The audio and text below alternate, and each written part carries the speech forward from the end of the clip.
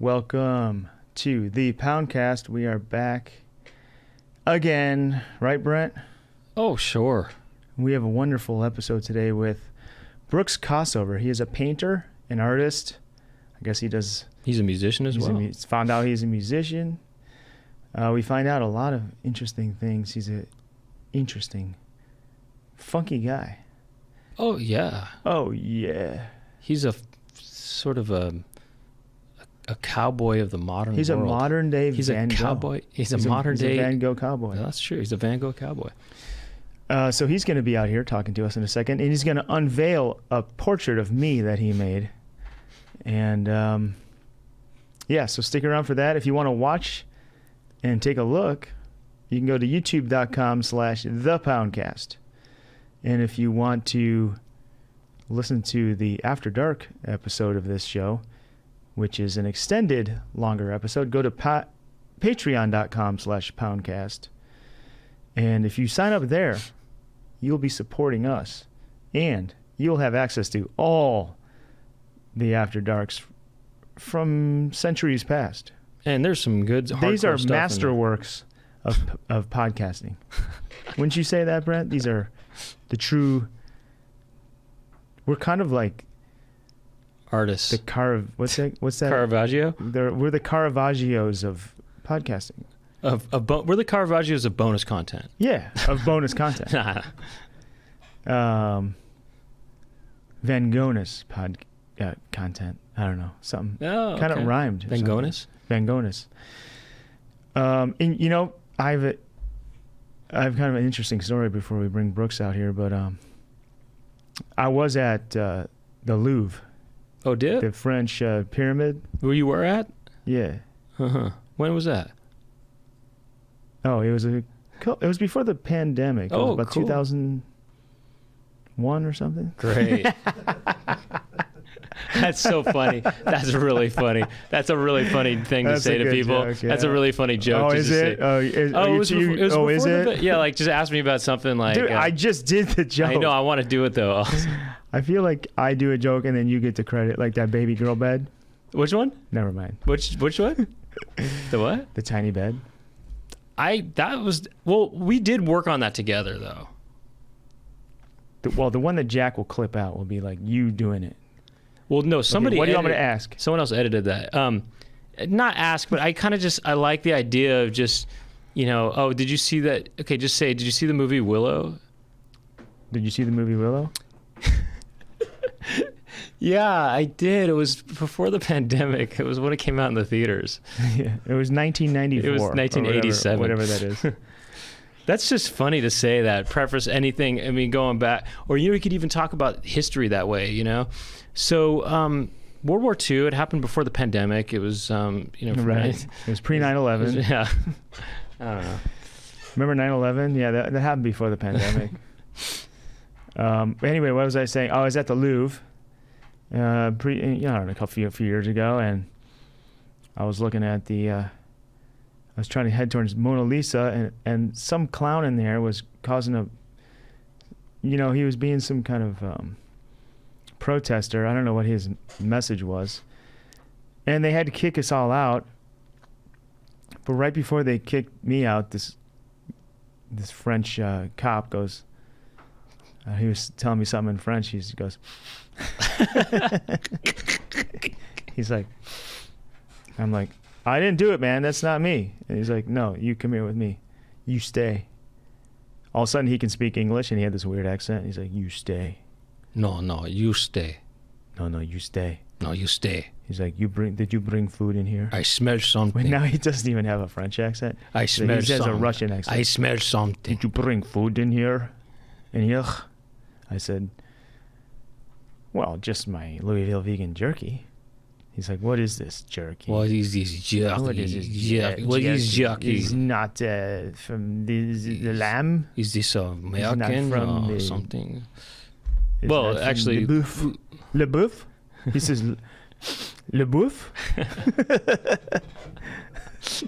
I go, sir, he's a great actor, but no, this is actually vegan jerky.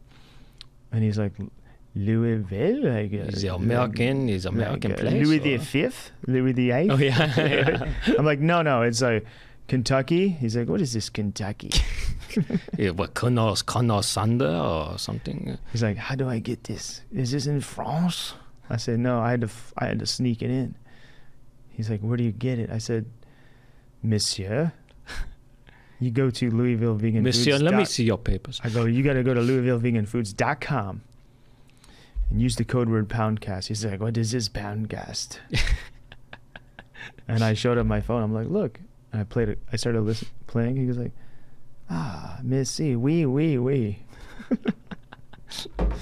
I go, oui. He's like, I have to go to the bathroom. He goes, I have to go to the little boy's room right now. I have to go to the little boy's room. So So you followed him and he into goes, the, sir. So you followed him into the bathroom. And, No, he showed me the Mona Lisa. I got a private viewing just because I had that Louisville Vegan Foods. Oh, is that right? Jerky in my. Did he ever buy this? In my travel it was in my fanny pack. Did he order it ever? It fit right in. He didn't order it, but he flew to the States to get it. And then he ordered it here, and then he smuggled a bunch back. But he got 20% off by using the code word Poundcast when he went to LouisvilleVeganFoods.com. How about that? How about that? Can you believe that? Wow, that's amazing. And then now every time I go to the Louvre, he's like, Miss Doug Pound. He lets me in this weird secret hatch in the back of the pyramid, and I just go straight to the front of that. I go straight to the front of that Lisa, and I look at that smile, and I get inspired for my day. Then I go get my baguette. How about a Mona Lisa where she's holding a bag of Louisville vegan jerky? It's the same. Maybe our apprentices will make that happen. All right. Oh, okay. So that was just my story. It's art related, so I thought I don't think I've ever told that one on the show before. Well, but one other thing too is that I think he probably used the code word Poundcast to get 20%. Oh, you told him about the 20% discount. Yeah, that's why he didn't. That's why he didn't order online, right? He didn't know about the. I mean, I don't think they're doing orders to France. Oh, that's right. That's right. He did live in France, so right. So he went. He always wanted to visit St. Louis. He went to Saint Louis. Saint Louis. He's like Saint Louis. Saint Louis. Yeah. He kept calling it half of McDonald's, and I was like, "What are you talking about?" It's because there's that one arch. It's this big. It's just. That's all he knows.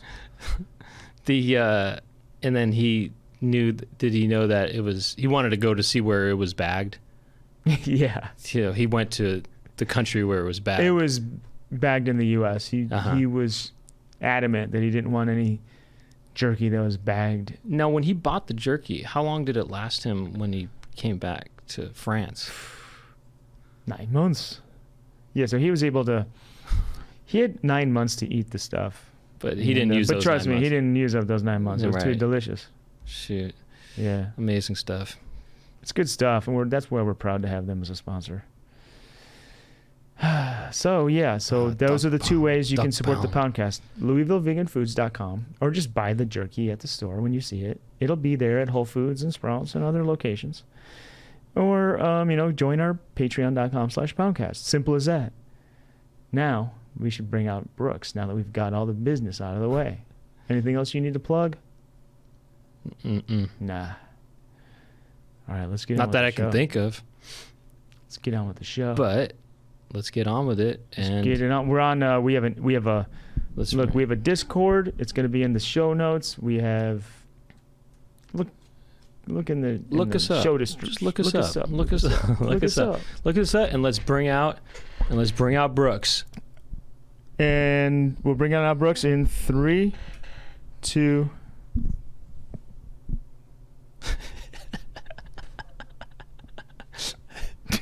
Just pointing at ourselves. We're pointing to this. This doesn't make any sense. As if, I know, it doesn't. I like that. All right, thanks, Aaron.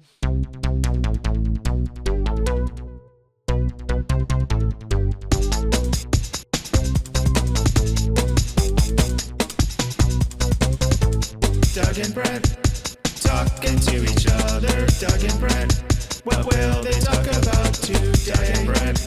are talking to some pimples, Doug and Brent.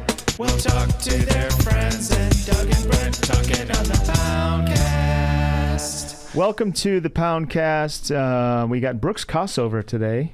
Howdy. Let me get some applause for that. Oh, great. Today we have Brooks Kossover. Oh, please. There we go. I'm going to wear my orange hat for a little while. You look kind of different, actually, Doug. You got these. You don't have glasses on today. You know, you got the beanie on. You want to know a secret? I've been staring at you nonstop. The painting. You know, I've seen you now. I'm like, this is not the Doug I know. Yeah, you look. Well, we're going to have to talk about this painting. Oh, we'll get to Brooks it later made a portrait of me. Yeah, we'll get to it, but yeah, I'm going to wear the orange hat. I got this. This is the first time I've worn this. I got it at Heaven Gallery in Chicago. Shout out to Heaven Gallery, heavengallery.com. Shop Heaven Gallery on Instagram. It's a beautiful my friends, they run combination. a vintage store there. And I thought, I keep looking at, clips of like our podcast, and I'm like, I'm looking like a real pencil neck with these glasses on all the time. I thought it looked cute. Well, most people think it looks cute, but I'm thinking, why don't I let my real eyes shine through for once? And then I'm wearing the hat. I look kind of weird, I'll admit. Well, you usually look different. But you know what? With the contacts, I can't.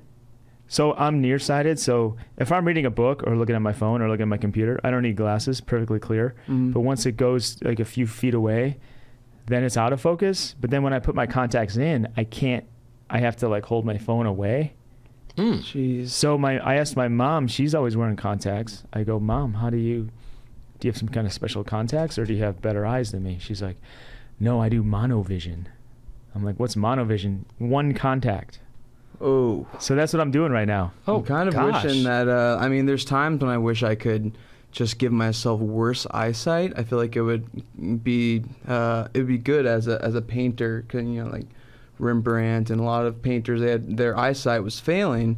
Wait, so like their near sight was blurry. Yeah, and that's why they were impressionists. They're like, this looks this looks no, right. I mean, it looks kind of like a lily pad. Like Monet was just like, he couldn't see shit, and he was like, this looks good to me. Well, that would be hilarious. That's why impressionism is so like that. It's because they thought it looks clear. That's what I'm saying. Yeah, they're like, this looks right. They're just like, that looks right. It looks in focus. Yes, exactly. Anyway, so yeah, monovision is one contact. Do you know you have? It seems like that would be bad for your eyes. Well, do you know that you have a dominant eye? If you pick up something in the distance, where is it? And put a finger on it like an OK symbol, and then lead it back to your face, which eye does it go to? I would not be able to tell you. I'm trying to do it right now. Okay, this is a boring segment, but I, mean, just thought you guys might find that interesting, that you have much like a skater or a surfer has like their goofy foot. Which foot is their leading foot? It's like being right-handed or left-handed. You have an eye like that too. You have a dominant eye. I have one of my eyes sees warmer tones, like slightly more, and the other eyes like slightly cooler tones. It's kind of Is that right? Yeah, I don't think that's a common occurrence. Who told you that? I can just tell. Oh wait, really?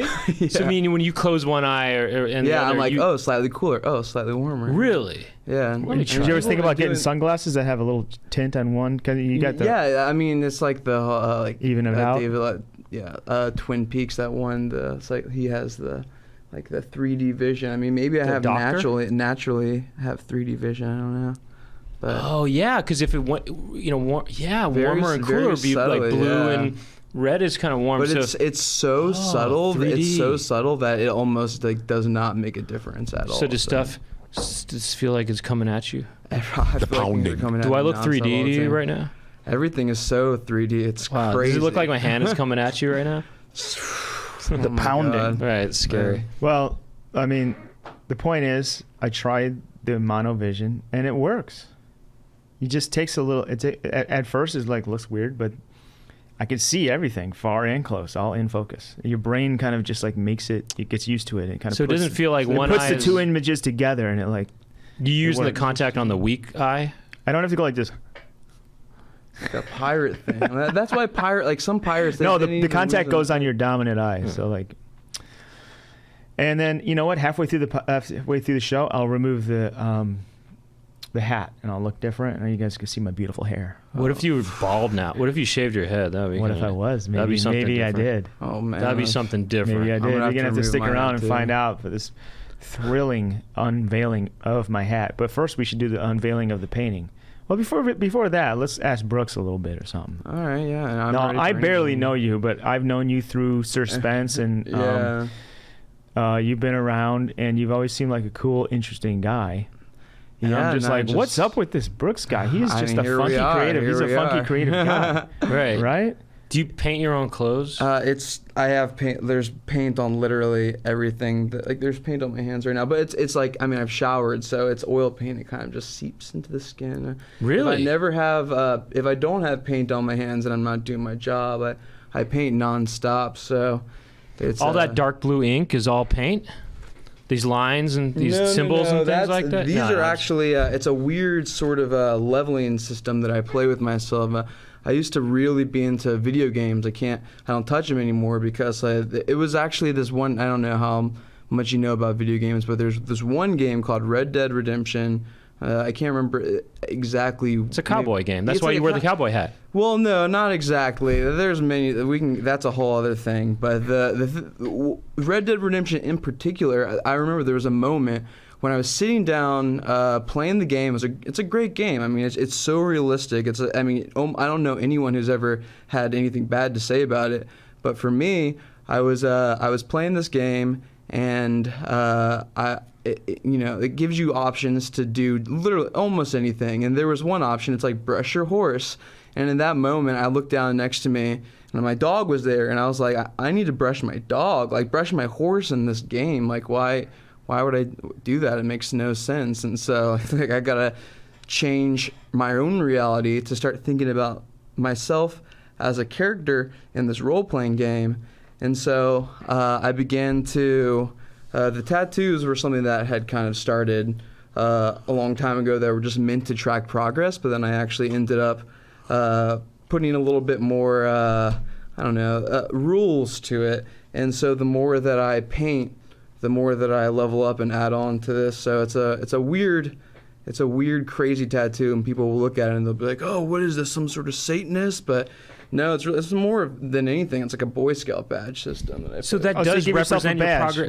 When you make a new painting, you give yourself a new badge? Well, no. So essentially, the way it works in tiers. So I'm actually, now that I'm level 76 now, but now that I've gotten to level 75, I need to get my next tier right here. And they're symbols of alchemy, because at the end of the day, that is what the tattoo ultimately is about, which is, the basic alchemy, and like turning lead into gold, like something of lower value into something of greater value. So when I think about oil painting, I think about, you buy the oil paints, you buy the brushes, the canvas, whatever. And it ain't shit when you first buy it. Exactly. But then through the transmutation process of creating the painting and taking this lead, then it can become gold. Maybe not, but that's the idea behind it. Do you work with lead paints? I do work with some. Well, only. Are you serious? Do they make lead paint? Well, I work with. Sometimes I mix my own, but I do use a form of paint made by Rublev, and it is bound, and the pigments are bound the way that the old masters used to do it. So the only lead. Sometimes I'll do a lead alkyd ground underneath of the painting, but for the most part, the only paint that contains lead that I use is lead tint yellow. And it's so interesting holding, because like you can feel the weight of it. Like you can hold a tube, and feel, oh wow, this is so heavy, it contains lead. Another tube of the exact same size, bound to a different pigment, is significantly lighter. So it's interesting. I mean, it is alchemy. Let me ask you this about the tattoos real quick. Now, if you're watching on youtube.com/the Poundcast, you might be able to see these, but can you show that camera maybe your hand and just walk us through? Oh, yes. It would be... pretty much anyone watching this right now must think I'm totally insane. And they're right, I am, but it's how I live my life. Let's see the top and just show us, can you just walk us through what those mean? Yeah, so the symbols are of all different origins, really, but for the most part, symbols of alchemy. I have a little bit of Hebrew in there. Some what was interesting is I got this Braille tattooed here, and I saw that. It could only be read right when I got it, and now I don't tell anyone else what it says. I'll tell them that this is an I, and that is an E. Move it back a little bit. Okay, where's the I is the first one and the E is the last one? Yeah. So this is the I, and this is the E. There's only one person in the history of the tattoo that has been able to, through just seeing that this is an I and this is an E, like tell, Can I guess? Is it a secret? Can I guess what it is? Yeah. I know what it is. Does it mean You know what it is? Go ahead. You go first. I got to guess. inside? No, but I was going to say invite. No. No, it's if I You don't have to say if it's a Well, secret. no, it's a secret. I don't want him to say it. Yeah, no. Yeah, don't say it. I'll leave my hand kind of in the general vicinity. So if you want to try to figure it out throughout the duration of the podcast, One day when you're not looking, I'll take a picture. I'll go to Braille alphabet, and I'll be trying to match these dots up and try to figure out what the hell it is. You do look like a cowboy, though, kind of. So you have boots. Well, you have a scarf, interestingly enough, I have quite a wild origin story. I'm from North Carolina originally, and I did in fact used to work on a farm. So I don't know how to ride horses. I'm not an equestrian, but I feel like you spend enough hours in a farm and you earn the right to wear a cowboy hat. So you're not a cowboy, but you're what was on the farm? Did you milk? Actually, did you milk? Did you milk? there was a thing. It was almost like a weird fraternal thing. Like the people who would work on the, I don't know. I hate to like gender specific roles within like the farm, but the planting and like the gardening and certain things like were not done by me and the boys who would end up. According to the Christmas song, it's maids a milking. Well, it's not men's a milking. Hey, I don't know. All I know is that the rite of passage. It's not butlers a milking. Right.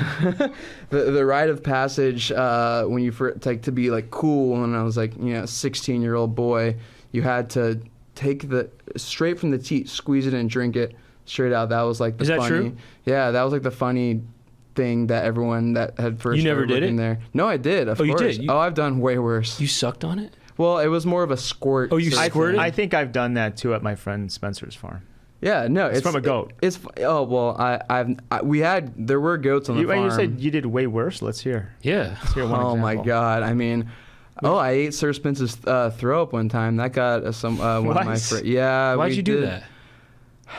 For clicks? I have done so. Yeah, I don't even know. It wasn't my YouTube. It was my friend was making it actually got him a strike on his channel. So on Sir Spence's channel? No. Sir Spence would never put that on his channel. It was on a separate channel, and of another one of my friends called Danny Mullen, and there's a whole. Basically the. It was fresh. It was fresh throw up, yeah. So it was fresh, and what was it? It was El Pollo Loco, actually. Oh. I was already pretty drunk, and I climbed onto the top of in progress apartment complex that was being built. The whole thing was. I ended up bleeding.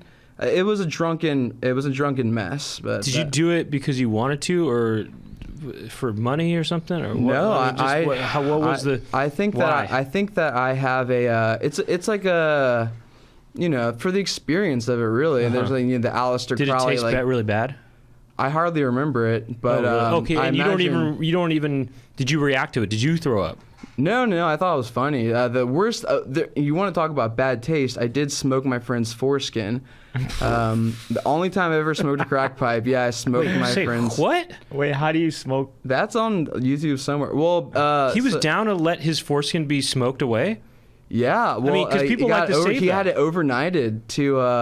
He had it overnight. I mean, I smoked it with him, so it's not that weird. Wait a bit. Was it removed or was it on his wing? No, it was like cut off as a child, kept as a keepsake, overnighted, and then smoked in a crack pipe. Kept as a keepsake. But it was a keepsake. and they smoked it away. Well, sometimes you need to let go, Oh, they just... Wait, did you smoke, or was it just serving as a pipe? Yeah, and the foreskin was still there. It was apparent. So it was like a crack pipe. The foreskin was inserted into it, and then they used like a torch and just smoked it. There's no. What did it? Can I ask what you smoked out of it? Was it crack? No, it was foreskin. No. Oh, you understand I've this. I've never. Oh, understand I was anything thinking. other- I was thinking like you used the foreskin as a pipe. And No. You put some weed in there. It was quite You small. smoked They foreskin. packed the bowl with the skin. Yep. Gotcha. So it was like a dried ass foreskin Yeah, it was bad. from his baby. From my friend. His friend, It was but- his foreskin. Okay, Yeah, but yeah. from when he was a baby. That's what I'm asking. His baby skin. Yeah, or was it he was an adult when his skin was? It was no. His skin was removed.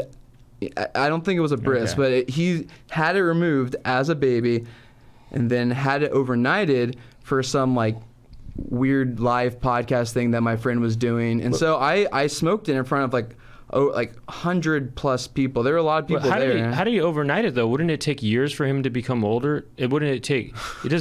He doesn't become an adult in one night, Yeah, I guess No, I'm just not. kidding.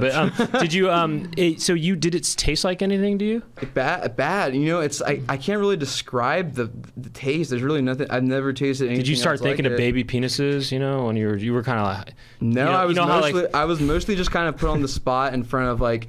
I didn't know that I was going to be smoking the foreskin. But the thing is, I'm always like, yeah, I'll pretty much try most things. You're a yes man. You're like down for Yeah, the I want the experience. When a cartoon person is dazed and they see chickens flying around them or something like that, but I'm thinking maybe you got high off the skin and then you start seeing these little babies' penises kind of circling around your head or something. Dickens flying around. What? Dickens. What was interesting is that there was someone in the audience who watched me smoke the foreskin, and then right after the show came up and we just started making out. And I was like, you saw me smoke foreskin, and now we're making out. Like, you realize this is happening. Interesting. You know what? Sometimes you got to do something bold to get the girl. Well, yeah, I mean, I guess was it a so. girl? It's from guys, girls, really. And so I'm an artist, so... You're freaky deaky. I don't want to assume you Was made the out with a foreskin girl. person a boy or a girl? Man, rather. Okay, so rather. the man, and was he kind of into the whole foreskin thing? Well, initially, I mean, it was kind of his Sorry, whole... I think I expressed myself. What I meant was the person who kissed you afterwards. Oh, right. She was... that was a girl, a woman, yeah. a woman or a girl. Right. Well, she knew me from the channel. It was a sort of like meetup thing / live podcast. I guess what I was wondering is, was it a man or a woman who was drawn to the foreskin smoking is what I meant, and that wanted to get a little taste of it. It was a woman, yeah. I guess like there was a subtle aftertaste. Yeah, she was beautiful too. It was had a boyfriend, unfortunately. Really? Well, not unfortunately. These are very, very free-spirited people here. So you say you paint a lot. Nonstop.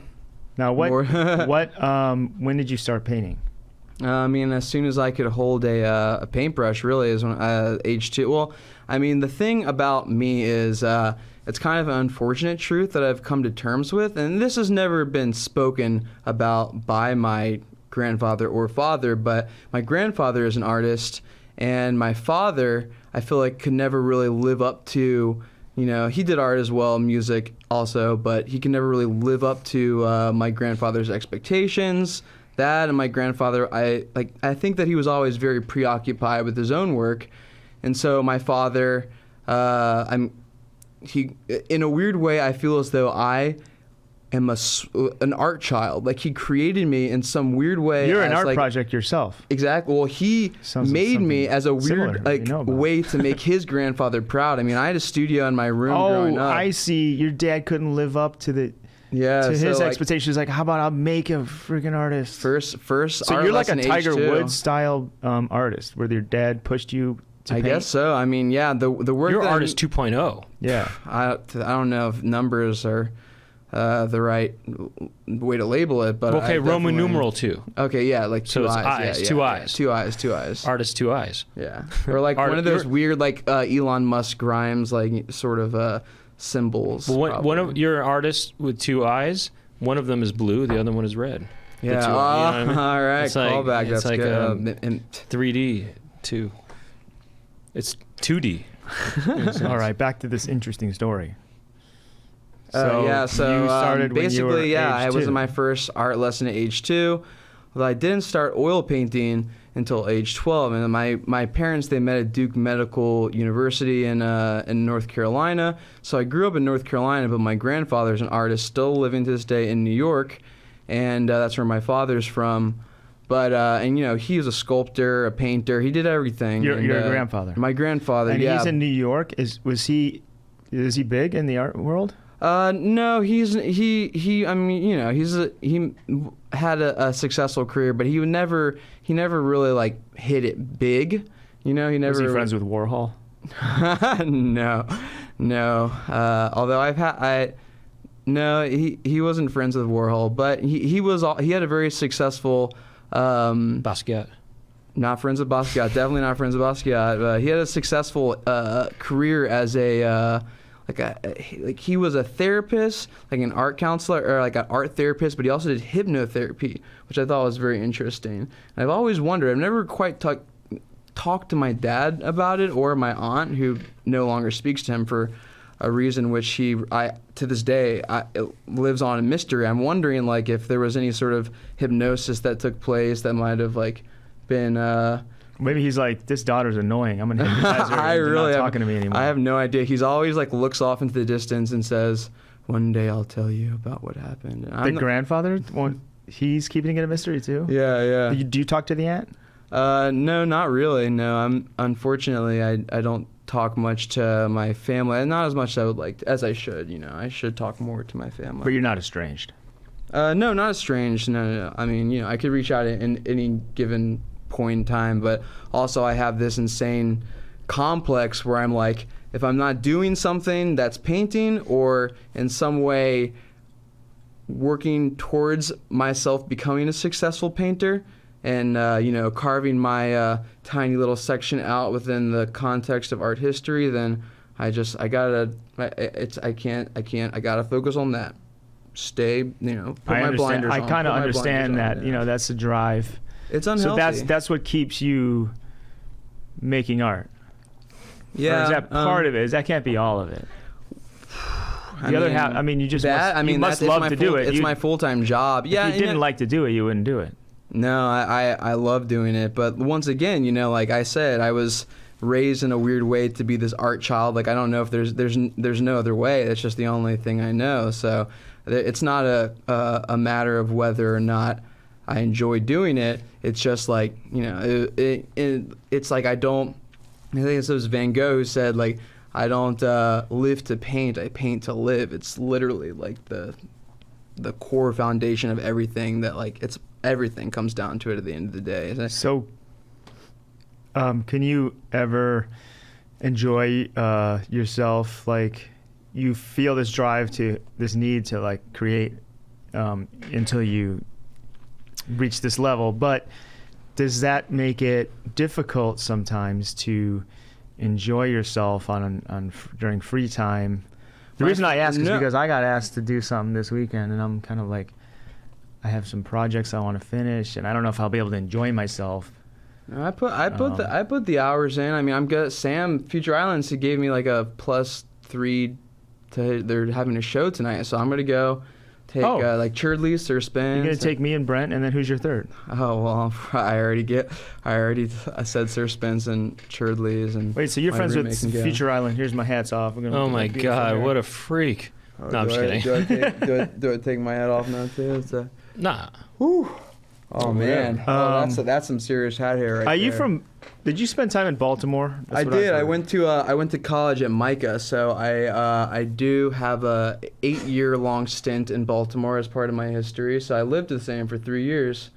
which is how we got. Who's Sam? Is he the singer? Sam Herring, he's the singer, yeah. Wow, that's cool. He's great. He's wild. I've never seen them live, but I've. Well, seen actually, interestingly enough, I mean, it goes.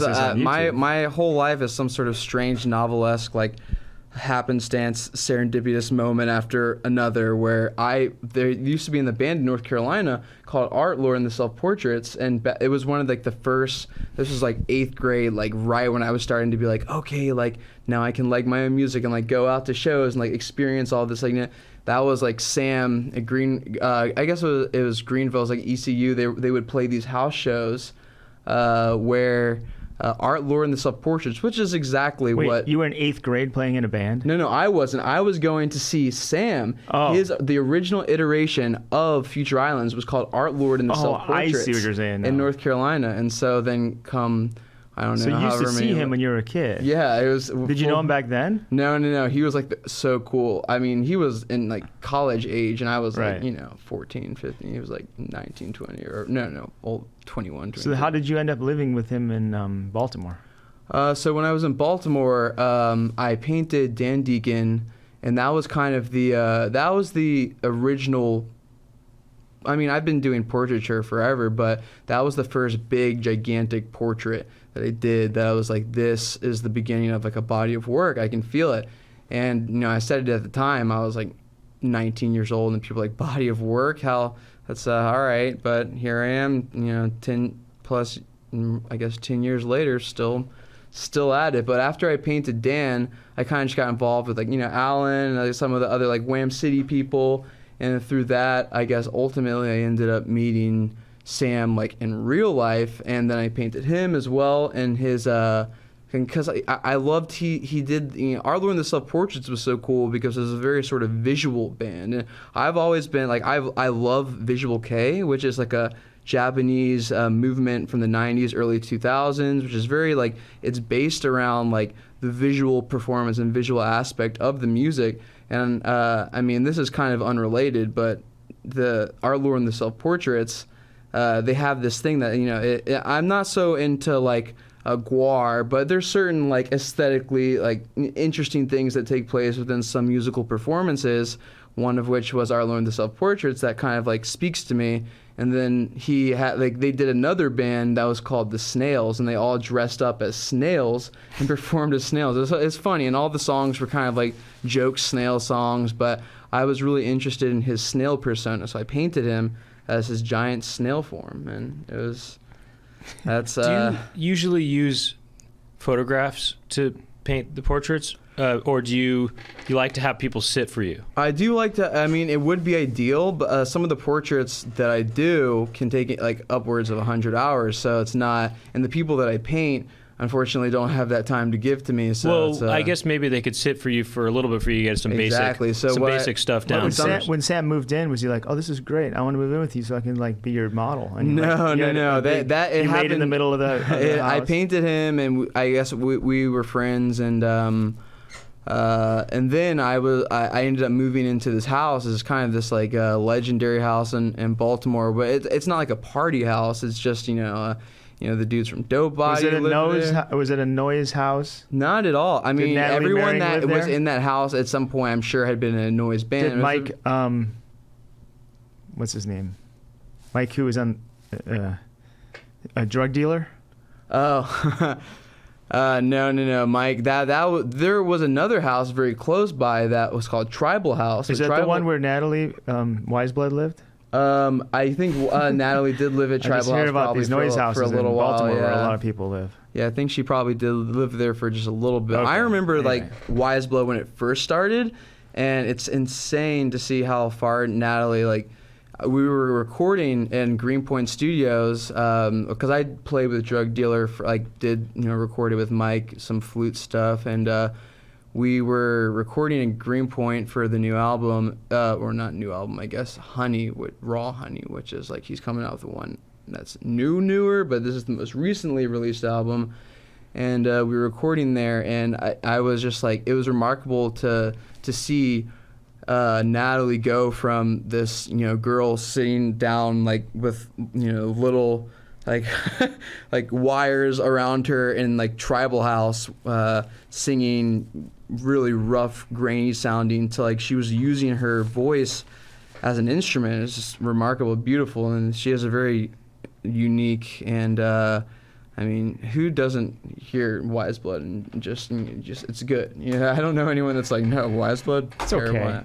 okay. Just kidding. So you do have people sit for you sometimes, and they'll sit for a couple hours or something like that? Yeah, so what I normally, well, I don't say what I normally do because it's always happens in a multitude of different ways. And so I went to art school, so I've drawn hundreds of naked and painted from life. I mean, I know how to draw, and it gets to a point now where sometimes I'll have the model come in and I'll start from life, and I'll just draw, kind of figure out their form. Other times I will, just work from a photo. I like to take my own photos. That is something that is, because I don't like to do fan art. Really, the only fan art that I've done, interestingly enough, is Phil Swift, who does the like Flex Seal. Have you ever seen the Flex Seal guy? Yeah. Oh, that he tapes up a boat, like a leaky boat. Exactly. So my apprentice had this idea to do like lay down Flex Seal and like paint. Well, it was my idea to paint with Flex Seal, but then in the middle of doing the painting of him, he was like, dude, you should stab the painting and then feel like that, because that was his whole thing. Like, that's a lot of damage, and then fix cool. it. And so I ended up doing this like fan art of Phil Swift, and then I got all of my Instagram homies to tag him in it, and he ended up seeing it, and so now he's getting it. It's being shipped off to him. He didn't buy it, but he's sending a lot of actually, I got the package. I haven't opened it. He sent a lot of Flex goodies, and I don't know if it's merch. I don't know if it's actually like Flex tape or what. It's a big box, so I'm gonna open it up maybe when I get home and find out. You don't have to flex with your flex on. with your tape goodie bag. Just kidding. I got Bad joke. couple quick. I got endless questions. Go I ahead. just had a couple quick questions real quick. Mm-hmm. This is really short. Yeah. Wait, how old is your apprentice? Oh, he's 18. So Okay. like that's. I just was curious about what kind of age difference there was. So he's 10 quite years, young. 10 Okay. years, Yeah. yeah. Interesting. And then one other quick I question. want some apprentices. I I mean, we kind of have one. We got Jack Birch, Jackie Montana, and Chloe Bonilla. Thank you for your help. Did Doug sit for? Did you take a picture of Doug for this? I did. In fact, I took. Okay. It was over a year ago. I took a photo originally of you. It was a. This is what I wanted to talk about because he came over. We have a painting here. He's going to unveil, which I saw on Instagram, and I can kind of see it here. I have not seen it close up.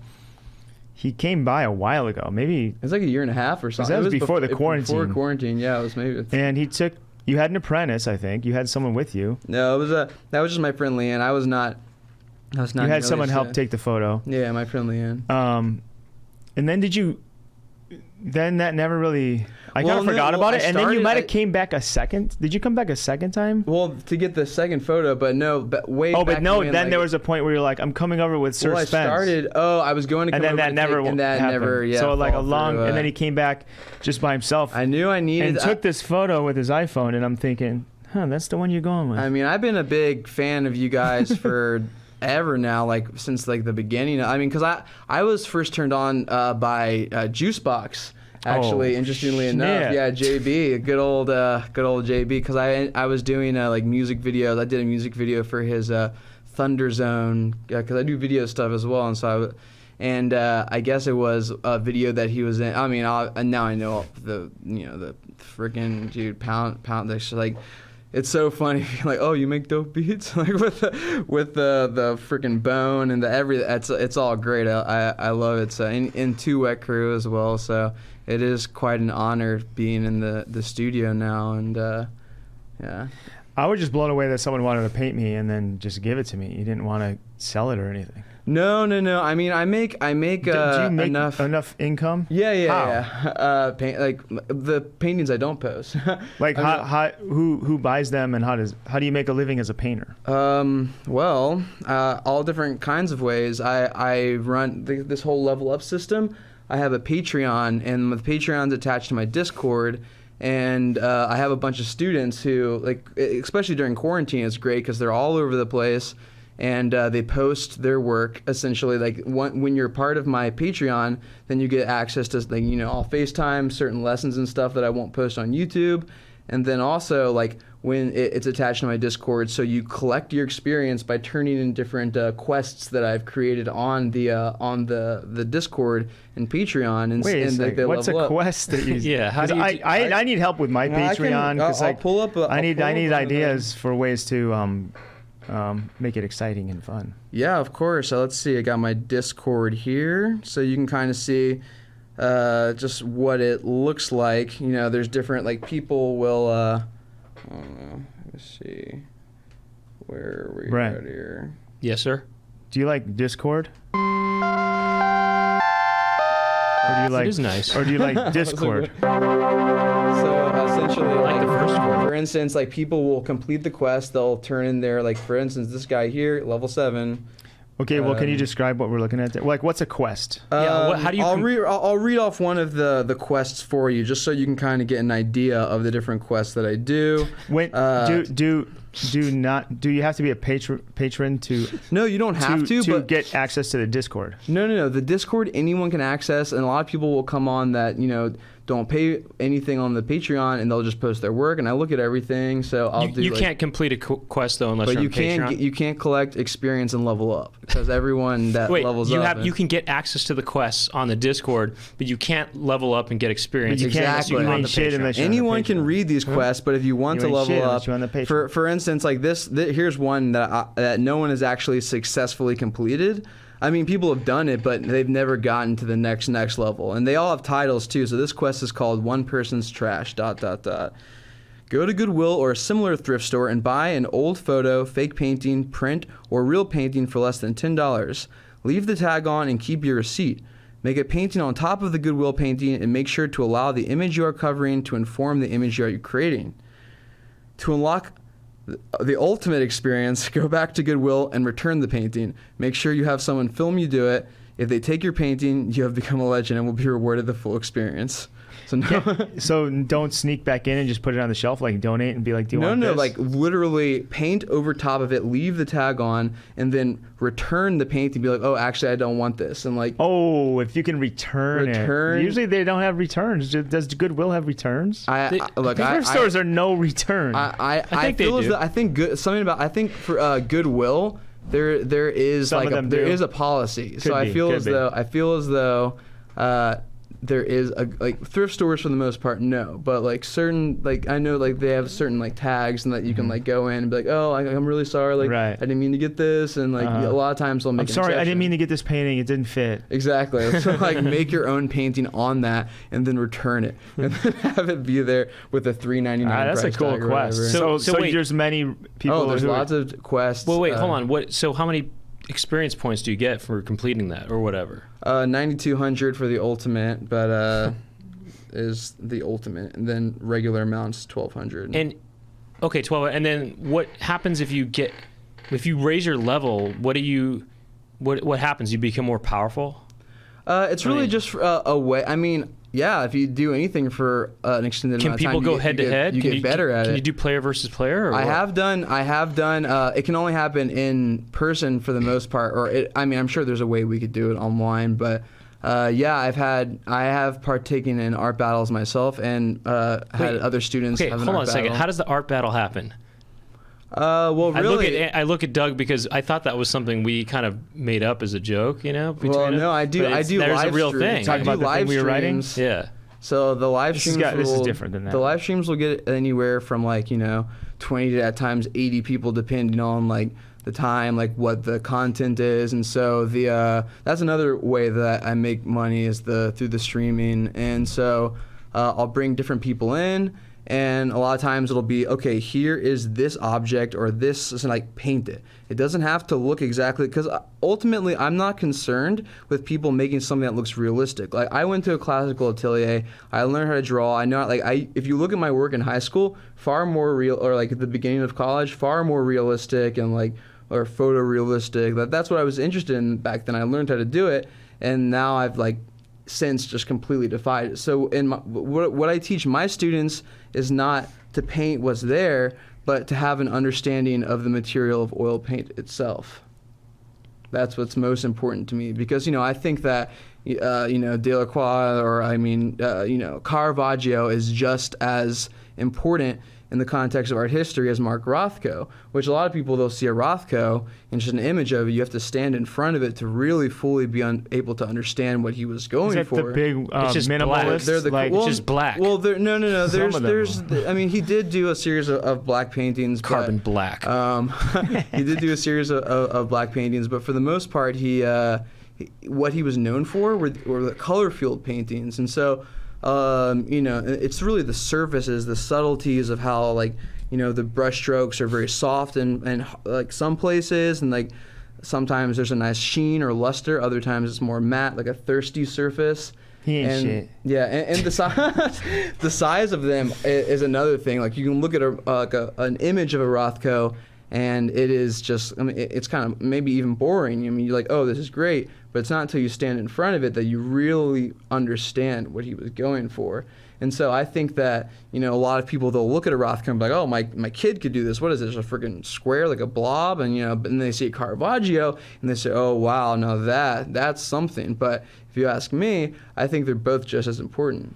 And that's kind of what I'm trying to get across. Yeah, but you put Caravaggio and Rothko in a boxing ring. Who walks out? Caravaggio, definitely. Well, wait, and is that how the battles work? Yeah, is that how the battles work? The battles. They do like fencing, but they put a ultimately- paintbrush at the tip. No. And are they naked? Although Go ahead. my style is based on kendo, but that's a whole another thing. Like Martial arts? yeah.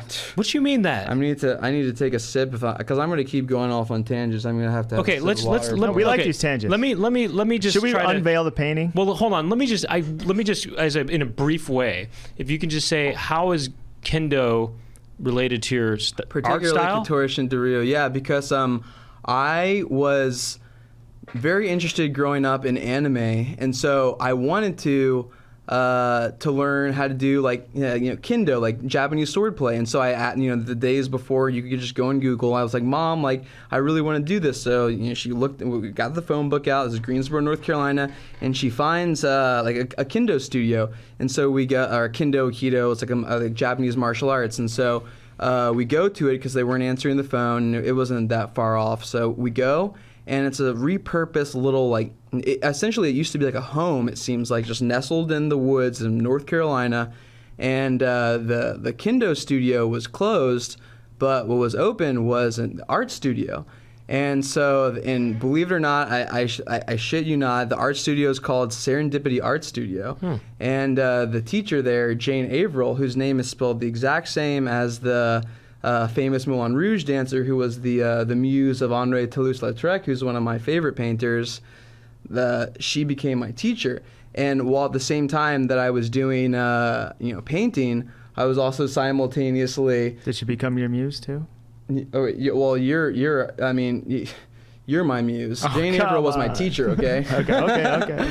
But so people were changing in their gis as you were walking back, and you could hear the clacking of the. But just do you stroke in a way that would be And a so martial the arts reason style? that I say that is because since I was so close in proximity, as well as learning how to do kendo as well simultaneously, the two kind of became. It's almost like in your mind when you associate something so closely with something else that the lines become blurred. So yes, when I paint, I think not a lot of people, they'll do paintings and they're essentially drawing with oil paint. But for me, I think of the gesture. I think of when I paint, it's like a battle. I never know what the painting's going to look like. I got to go in, I got to tack it, I got to find the right way in. Wait, do you use your whole body? I do. That's why I don't work out. Do you wear a gi whatsoever. ever when you paint? I never. This is my gi. And the battles, real quick. How does someone win or lose that, real quick? So I will ultimately be like, okay, I feel as though you win or you. But a lot of It's the times, whoever has a better painting? Well, yeah, I'll leave it up to the stream though. A lot of the times, because most of the time that we're streaming when we do the painting battles, and so they have the same task. Oh, you have to paint this in 5 minutes. So what happens? Sometimes, and I've even done a painting battle myself again. Sometimes it's as simple as, okay, Cezanne. Do you lose ever? There was a tie once, but if my. So you're undefeated. I mean, it is my stream, so. Oh, you're the one judging it. Yeah. So you're the most relenting you were was say, all right, I'll give you a tie on that one, but judging yourself. Well, this is an Well, he said open he lets the invite. stream judge sometimes. Any Oh, yeah. person that wants to come into my dojo and challenge it, I'm ready. Okay. Now let's see. Let's talk about the painting. Let's do this. All right, should we bring it up? Sure. I mean, does it make sense to? Have you tried that coffee flavored bread? What's the best? What's it called? I can Dojo? show- Which camera do I show? We gotta It's get like one. Dojo. Oh, Joe, I Aaron get it. gets it. I get Aaron it. gets it. I get it. All right, I get it. Aaron, I where get should it he now. go? I get it. It's a cup of maybe- Dojo. Oh, you come here. No, you go. No, you go no, You no, go no. right there. That's good. Okay. Oh yeah, my that's God. good. And actually, is there any way that I can? Am Wait, there we go. I allowed to Wait. see the photo that you this is based If I on? look more this way. I can pull up. I do. I'm have allowed to see that. I can bring it up. Yeah. How's this, Brent? Well, you got it. Yeah, actually. Hey, there you go. Good. My Well, eyes are, with all due respect, Well, the thing is, I mean, when you can look at the. No, there you go, Doug. When you appear the. I look kind of. I look the age I actually am in this photo in your painting. You look well, when I painted, Well, I was my thinking- eyes look kind of old and like, kind of. Yeah, I wanted Watch it out, to that's be. gonna- I wanted it to be timeless. So in 30 years, it'll look the same. I want it to be youthful and I want it to be old simultaneously. Why did you pick the background and stuff? I'm trying to figure out. Wait, there we go. So I like I said, I never really know. And another thing is, I mean, you have to look directly at it to really understand the. Because the way that this Alright, is this is the picking first it time I'm up, looking at it up this close is here. the material itself is what. I know. Why am I is looking most- at that screen when I should be looking at this? The material is what's most important about So- You told me to what your instructions for me what to wear were crazy. Yeah, well, basically, Oh, overalls. Because the first time, like a year and a half ago. Can I read? Do you remember what you told me? I'll read it out. It's He's like, wearing the Yeah, overalls. Go ahead and I like looking at this up close, actually. Here, Well, no, I'll bring it. I'll So bring it no, up that's for good. you. when he That's took the good. photo, I That's was good. not standing in tall grass with palm trees behind me. I was just standing against a wall outside I my would door. imagine. Yeah, the. So what you I said love was the colors in the beard. All the colors in the beard and stuff. And Thanks. Here's what he said. Okay, I want you to try to wear something that you feel like you would never wear unless someone wanted you to wear something that was something they wanted you to wear because they thought it would be something that you would wear. So It was a bit of a He- Bilbo basically, Baggins, moment. it's kind of a riddle, but I think what you're trying to say is There was. if somebody like don't wear something that you don't want to wear, but it has to be something. If it was like me dressing you in something I think you would wear, Yeah. what I think you would wear, but it's got to be something you wouldn't actually wear. okay, so You know what I mean? What do you mean? Something you mean? Well, where- you don't count because you kind of have a uniform. I know exactly what you would wear, but You mean? so what I wore something that I think someone else would think I would wear. Like you'd probably wear something like that. But you But do. I don't. You did wear overalls. On I've stage. worn them once or twice ever. Yeah, and I've but seen it's them. not something I would. Mostly covered up, but it really I dress like a minion, basically. What I'm interested in capturing with my paintings is not so much what is there or like the naturalistic qualities of what you're wearing or how your face looks or how old you are, more so to capture the essence of who Doug is. So Aye. this is Doug 10 years ago, this is Doug 40 years ago. This painting will last far beyond our mortal coils, and ideally, even when the human race is, has long since expired, it will be researched by those explorers who come to. Or maybe it'll end up in a Goodwill, and someone will have they'll be a For patron three- of you, for and they'll do. What if they do $3.99, a challenge like paint over a painting? And you're like, look at this one I found, and you'd be like, oh my God, serendipity is happening man, again. if What if they good- paint my face over yours? Oh snap! Oh man, if I like that. If my painting ends up at a Goodwill, then that is that's fate for you right there. I like that man. kind of. Well, you know shot, what? That You told me to face into the sun, so I was like blinded. Yeah, no, That's no, why I'm squinting. Well, Like, but also, I think the squinting, like I kind of I mean, I there- respect all your choices, by the There way. were many, and I'm gonna give there this were to my many mom. different photos that I took, and I can kind of. I would love to see. Go some- through. I like some that of the- kind of glow on the side of his face. That whatever that reflection. Yeah, That's on the I side like of his to. face. I like to that. have a sort of imagine lighting. Like kinda- I'd rather not have. Something about this kind of reminds me of 80s paintings for some reason. I don't know. I like that. Yeah, no. I don't know if that makes sense. Brent, what do you to think's anybody. happening in that photo? It's like this. There's someone's having fun in their backyard, and I'm this like annoying neighbor. I'm like, hey guys, can I come hang So out? this is what the Whoa. photo looks like. Well, that's interesting. Wait, let me see. What's the... Oh wait, see now. The- I usually do a big photo, toothy smile, let me and find, that's like- more of like a. Wait, can I take a peek? That's Yeah, more of a let me smile find- I let don't me find normally do. The particular one that I this. Oh, that's, that's the one. it. That's That's the it. one. And like so, what I did Let me was I see. opened your eyes up a bit more me because. see. I'll take a photo of a photo. Yeah. And then here, show it to the... Maybe show it to... That is such show a it to that camera right next to you. non-flattering. And Aaron, it's my camera, so yeah, Aaron, you can... It's Oh, it's not gonna be in it's focus. not- Never mind. well, Okay, I'll It's never all mind. right. Don't worry It's all about right. it. Whatever. I'll try my hardest, but ultimately, That's interesting. Can I see that again real quick?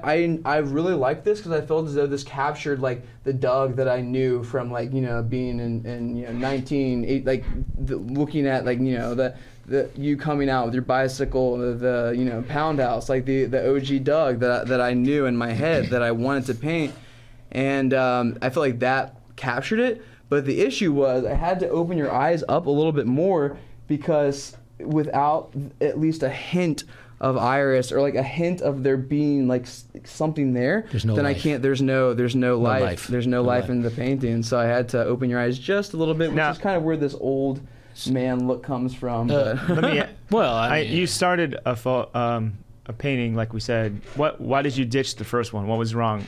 I didn't. It didn't capture. It didn't capture my what I knew you to be in my head as a muse that I needed to capture. It was just. It wasn't. are we allowed to fully- see a picture of it?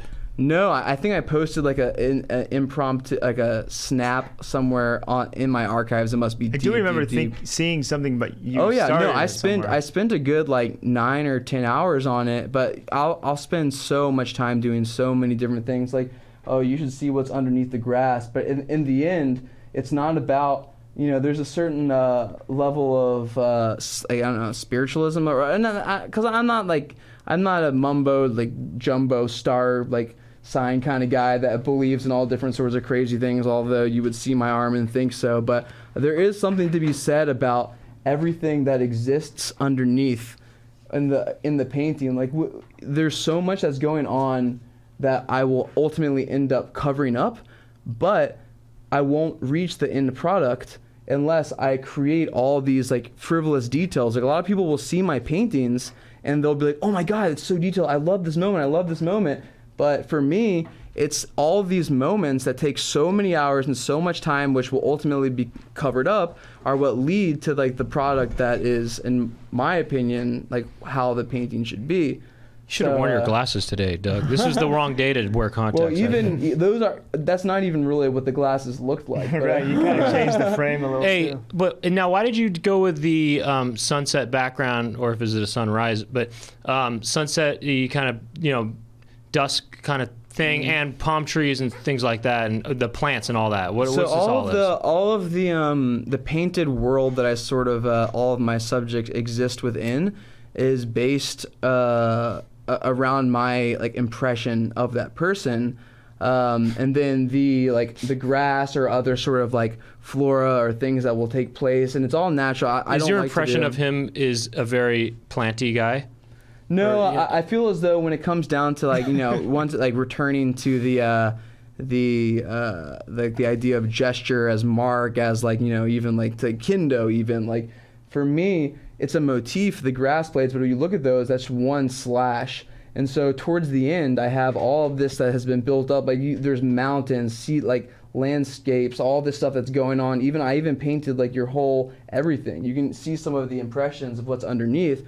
But in the very end, it comes down to just like everything comes together to this moment. Wait, what? So your impression of Doug is sunsetty? I guess so. I don't question it. I just paint it. Just okay. You just feel it. It's just if that's what it feels like. Okay, cool, cool. How many paintings do you crank out a week? You know, I can't put a number on it because sometimes I'm working on extremely large, but I'm always working on so many paintings. What's the biggest painting you ever made? Actually, interestingly enough, I just saved this image just today. Actually, I wasn't not even for the podcast, but how many just because feet? I was, I can't even remember the exact. I mean, you can see it's the scaling. That's the biggest single. Oh. That's the biggest single canvas that I've ever worked on. I'm holding a Kendo blade there. Is this end right where your middle is there? Maybe it's about 10 feet tall. You can kind of see where the crossbars are. Okay. So yeah, Yeah. I mean it's around. No, it's that one, yeah. Yeah, but I have done diptychs that are larger. If you put really? Multiple panels together. Yeah. I mean, how many feet are we talking? 20 feet? I guess it 20 was feet by 20 feet? I think the largest 30. I've done is 8 by 14 or 16. 8 by it's large, very large. It doesn't matter. What's the smallest one you did though? That matters. Yeah, what is the smallest? Oh man, see, you know, it's interesting because I think whenever I think of like the smallest paintings. Do you ever do micro paintings? I think of. Have you ever seen Synecdoche, New York? It's like Philip Seymour Hoffman. I started to, but then I was like, "This is a bummer." It's pretty insane. It's like I don't. The only thing that interests me about that movie is the paintings, which were done by this artist Alex Konevsky, who they're not miniaturized. They're actually full size paintings. But whenever someone talks about miniature paintings, my first thing I think of is that movie, and the second thing I think of is the original Tinder, which was, you know, back in the days of, Henry VIII and other nobility. I mean, there were marriages that were set up. I mean, the kings, princes, they would, there wasn't Tinder back then, so people would paint tiny little portraits of this is my daughter. This is what she looks like. They would get miniaturized little portraits, which I've thought about doing something. Wait, dude, act like a dad showing me your daughter. Exactly. Well, and you're showing me. All right. Well, all right. Here we go. I'm going to put it into the. I'm going to seal it up, and then I'm going to get the mail courier to deliver it as a parcel because the. Well, no, this is part of the bit. You just have to show me the photo. Okay. My daughter, sir. I know it's not. Oh. Oh yeah. Yeah. It's not just that. You could knock it out of their hand. Actually. No, I swiped it out. Well, interesting. He just has to go. He drops it out of the way. These kings, they must have like entire playing card decks of just like it's like catch 'em all. All. Whoa! And then what if they're not as pretty as the painting, and then the painter gets hung? Well, it's not the painter have to get. It's not the painter that gets hung. In fact, I think that actually did happen with Henry VIII. He married to someone. I mean, we all know like the unfortunate circumstances of the. He wasn't the nicest guy. Did any kings ever say, "Is this a current painting?" Right. Or is it a painting with like a bunch of her friends in there too? Exactly. It's like, is there a filter on this painting? It's a painting of all her friends. It's interesting. It's like you see, Napoleon. Or the painting like this. It's like taken from like a high angle. It's like. Oh yeah. It's like the painting. The painting is like it's a high angle. The painter's like way up on a rock somehow painting down. Find the right angle. Yeah. No. That's it's interesting because you see people throughout history like Napoleon, for instance, who all of the they all look so like different. Even the ones that were painted in the same time frame. It's just because it's always kind of a balance between what the subject wants and then what the painter is willing to give or bring out of the painting. So oftentimes it's a fine line between painting, like when I paint someone, I want to capture their essence, but other people, they want to capture exactly what's there to the nitty ditty growth, like the zits and everything. And other people, they make a painting and they want it to be, something else. So for, I feel as though, I don't know. There's so many different ways to paint people. And, if you make something that is a little bit too like generous towards how that person looks, it can be insulting to them because they're like, oh, I'm not nearly that beautiful. Or other people, I guess, depending on their ego, would be like, yes, this looks exactly like me. So it's like you kind of, it's a lot about, like for me and many other portrait painters throughout history, it's a relationship between the person that you're painting and the painting itself. you, and kind of meeting that as the I like that. There was a famous story about Winston Churchill, right? He got a painting, and then he burned it. Was that him? Burn it. I'm not actually sure, and that's weird because what show did I see that in? Oh, that was in that. I'm looking at Aaron like he's even knows I'm looking at him, but wasn't there like a Netflix show about like the Queen? You know, it's just called the Crown. Yeah, no, I haven't. Yeah, and then John Lithgow played Winston Churchill, and this famous painter made like an honest painting of him. And then he was like, they had this big unveiling, and then he kind of like was pissed and kind of stormed off. Yeah. And then like it's a burned it, line. and then remember, I think maybe The Sopranos stole that idea because like Tony had that painting. Remember? I actually never. And then like his butt, and then he went to throw it out, but then like Paulie took it and then like put it in his house, and then Tony stopped by, and then he's like, "What the hell? Why the fuck you got my painting? I threw that out. I thought you looked good, Cap." Yeah. Anyway, I digress. Well, I'm glad this is gonna you know what? living- I'm not gonna be glad burning this. this. Is living in your mom's house, because a lot of people, that they're okay with having a giant portrait of themselves like hanging in their house. Believe me, I'm gonna keep this in my house for 10 years. Yeah. Right in the front foyer. Well, the reason I give had a it to you foyer. free of charge, it's not about the money for me. Like, it's about really like the people that I need. If I need to paint someone, if someone has to be painted, How they many? have to be painted, How many hours on this? This one is 36, so it's not actually as Did you have your apprentice do it? No, my apprentice actually didn't do anything on this. What did your apprentice do?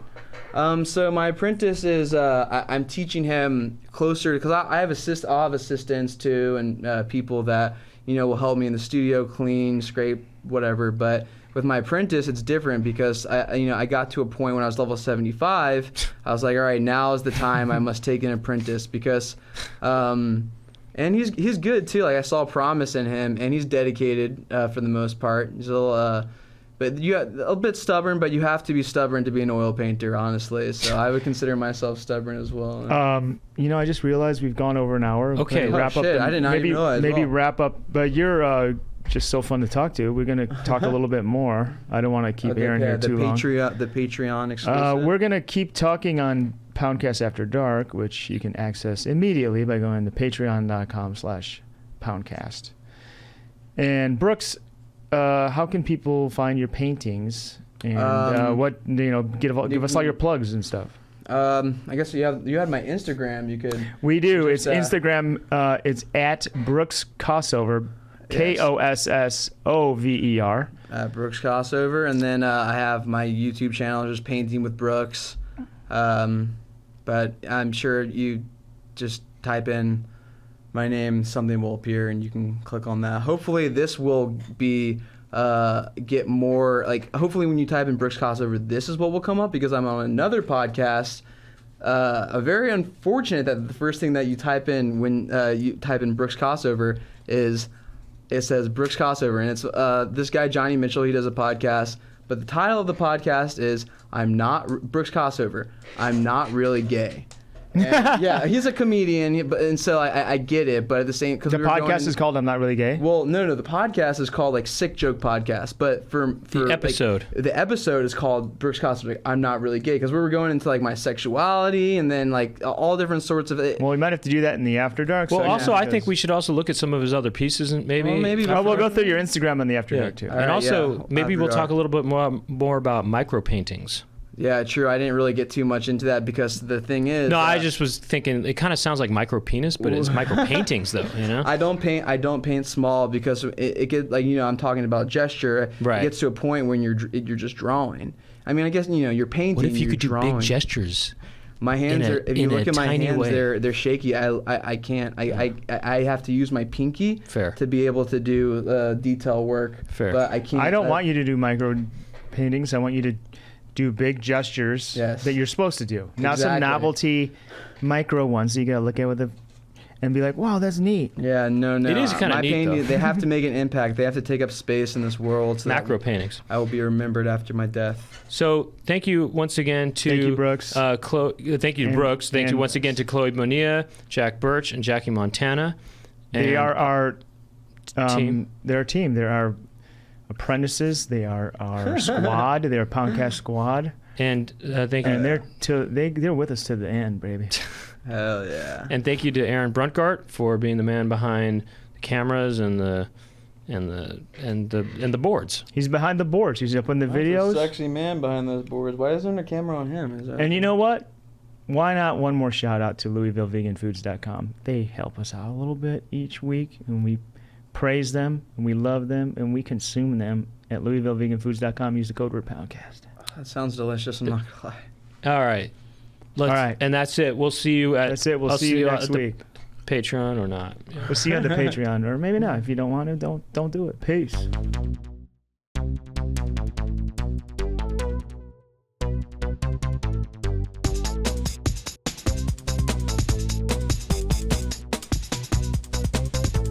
Doug and Brent talking to each other. Doug and Brent, what will they talk about today? Doug and Brent are talking to some pimples. Doug and Brent will talk to their friends, and Doug and Brent talking on the